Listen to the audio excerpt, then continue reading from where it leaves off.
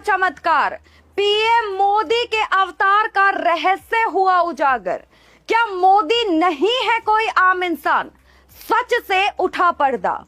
कल्कि धाम में उजागर हुआ मोदी के अवतार का परम रहस्य। दोस्तों, कल्कि धाम के पावन धरा पर एक ऐसा विस्फोटक खुलासा हुआ है जिसने पूरे देश की राजनीति और धार्मिक जगत में भूचाल ला दिया है।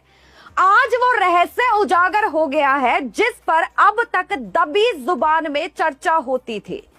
क्या प्रधानमंत्री नरेंद्र मोदी कोई साधारण मनुष्य नहीं बल्कि साक्षात भगवान के अवतार हैं?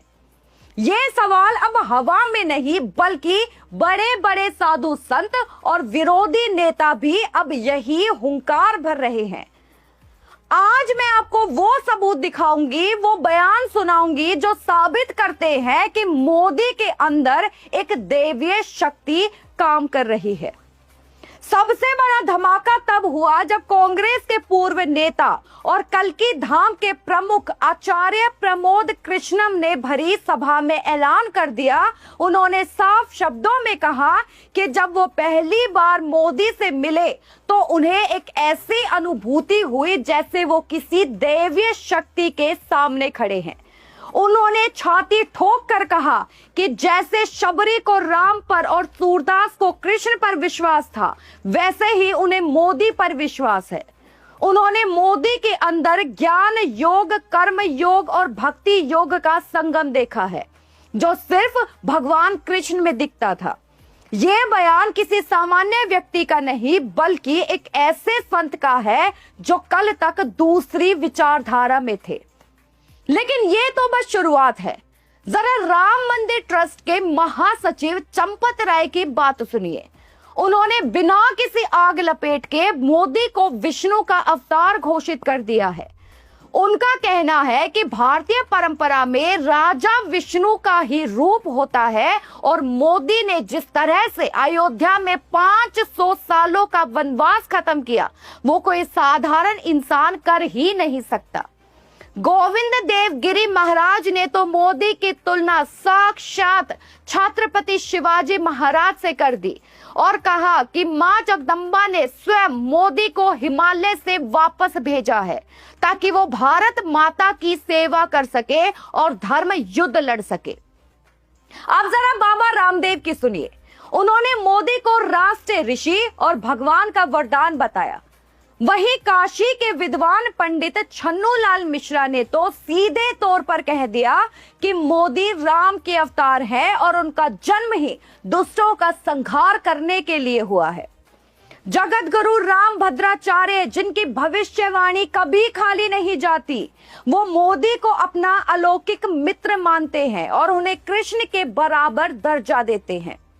सीएम योगी आदित्यनाथ ने मोदी के रुद्र रूप की तुलना भगवान शिव से की है, जो आतंकवादियों के घर में घुसकर उनका विनाश करते हैं और वहीं दूसरी तरफ लोक कल्याण के लिए गंगा बहाते हैं। ये सिलसिला यही नहीं रुकता।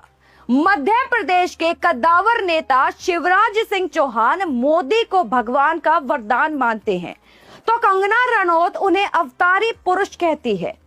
बीजेपी नेता गिरिराज सिंह ने साफ कहा कि मोदी ने जो किया वो भूतो न भविष्यति है, यानी न पहले कभी हुआ न आगे होगा।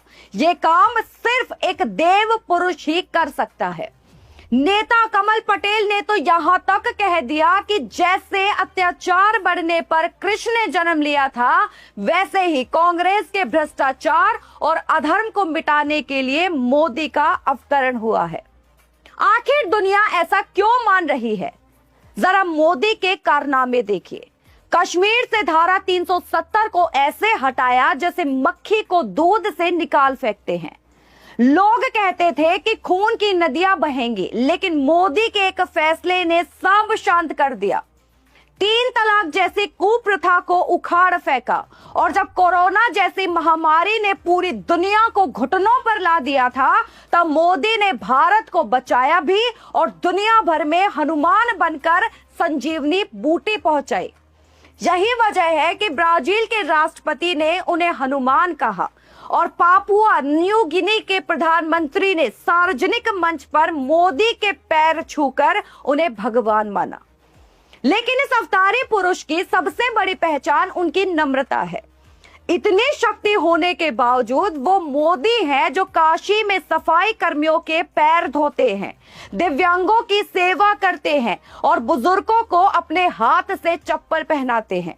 ये अहंकार शून्य व्यक्तित्व सिर्फ ईश्वर के प्रतिनिधि का ही हो सकता है। आज दुनिया का हर कोना यही पुकार रहा है कि भारत विश्व गुरु बनने की राह पर है और इसका सारथी कोई और नहीं बल्कि नरेंद्र मोदी है। तो दोस्तों, अब फैसला आपके हाथ में है। क्या ये सारे संत महात्मा और नेता झूठ बोल रहे हैं या वाकई हम एक ऐसे दौर में जी रहे हैं जहां भगवान ने अपने अंश को धरती पर भेजा है। मोदी के रूप में जो ऊर्जा और तेजस्विता दिखती है वो किसी आम इंसान की बस की बात नहीं है। अगर आपको भी लगता है कि मोदी में दैवीय शक्ति है तो अपनी राय खुलकर रखिए और इस सच्चाई को जन जन तक पहुंचाने के लिए इस वीडियो को आग की तरह फैला दीजिए। चैनल को सब्सक्राइब जरूर कीजिए और देश हित में अपनी आवाज बुलंद कीजिए। जय हिंद, जय भारत।